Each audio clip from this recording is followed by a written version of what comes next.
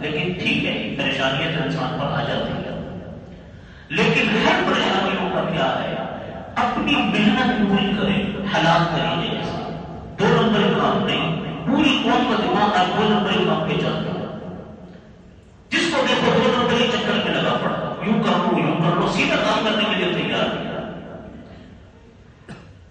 اپنی محنت پوری کرے حلال طریقے سے۔ نمبر 2 اللہ سے مانگے، محنت پوری کرنے کے بعد اپنی محنت پر بھروسہ نہیں ہے، بلکہ مانگنا کس سے ہے؟ اللہ سے، محنت بھی ہے اللہ سے بھی۔ ان دونوں چیزوں کے اندر رکاوٹ ہے حرام، دعا مانگنے میں بھی رکاوٹ حرام ہے، رزق حلال میں بھی رکاوٹ کیا ہے؟ حرام ہے۔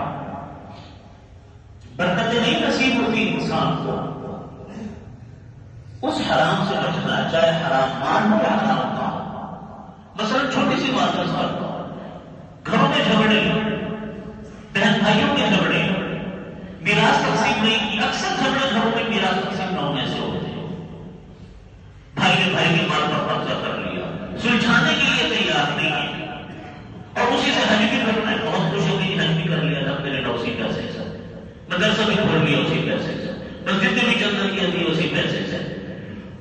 حرام چیزوں سے بھی کوئی چندہ جاتا ہے، اس لیے حرام کی چیز آپ کو بیٹھ کر سیکھنا پڑے گا، معلوم کرنا پڑے گا علماء سے، جن کے ساتھ آپ بیٹھیں گے، اہل علم کے ساتھ بیٹھیں گے، اللہ تعالیٰ مسائل بتائیں گے، آپ ڈاکٹروں کے ساتھ بیٹھیں گے، آپ کو دل کی باتیں پتہ چلیں گے، اس سے نکلو حرام سے۔ یہ سب سے بڑا بیریئر، سب سے بڑی رکاوٹ ہماری زندگیوں میں یہ ہے۔ آپ دیکھیے اللہ رب العزت نے، ہم نے، یہ ہمارا قصور ہے، دماغ کا قصور ہے، قومی دماغ کا قصور ہے کہ ہم کامیابی کا معیار ہم نے کس کو بنا لیا؟ بڑے بیلنس اور بڑے مال و دولت والے کو، یہ ہمارے نزدیک آئیڈیل زندگی بس۔ جس کے پاس دولت کی کثرت وہ کامیاب، جس کے پاس بڑی جائیداد ہے وہ کامیاب، یہ پوری قوم کا قصور ہے۔ آج آپ کسی فائنانس کے طالب سے پوچھیں، کسی بزنس کے طالب سے پوچھیں کہ آپ بتاؤ آئیڈیل کون ہے، وہ کہتے ہیں کہ بل گیٹس ہے۔ کیوں بھائی؟ اس لیے کہ اس نے دولت کما لی۔ مائکروسافٹ کمپنی کا مالک ہے، اس لیے کہ اس کے پاس اتنی دولت ہے۔ یہی آئیڈیل بنایا نا ہم لوگوں نے، جس کے پاس بھی بڑی گاڑی ہے وہ کامیاب ہے۔ میرے آقا نے تو یہ کبھی بھی نہیں بنایا، میرے صحابہ کرام نے تو کبھی بھی نہیں بنایا۔ حضرت عمر فاروق رضی اللہ عنہ 3 بر اعظموں کے سربراہ تھے، 3 بر اعظموں کا سربراہ۔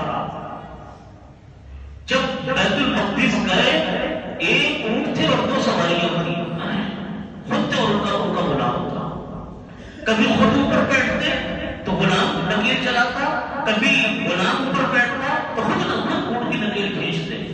تو کیا وہ اپنے لیے اس بیت المال سے، جس کے اندر 3 بر اعظموں کا محصول آتا ہو، 2 سواریوں کا کام نہیں کر سکتے؟ جب بیت المقدس میں داخل ہوئے، آفیشل وزٹ تھا، آفیشل وزٹ کے لیے تو 2-4 آدمی بھی رکھ سکتے تھے نا۔ اس آفیشل وزٹ کے اندر جب بیت المقدس میں داخل ہوئے، یہود و نصارا کے استقبال کے لیے تیار، تو عمر فاروق نکیر پکڑے ہوئے تھے، غلام اوپر بیٹھا تھا، کیونکہ باری ایسی تھی، باری ایسی تھی۔ حالانکہ کہہ سکتے تھے کہ بیٹا تھوڑا دیر کی بات ہے تو نیچے آنے، وہ بھی کہہ رہا ہوگا غلام نے بیٹھنے میں نکل پکڑ لیا تو نہیں، باری میری۔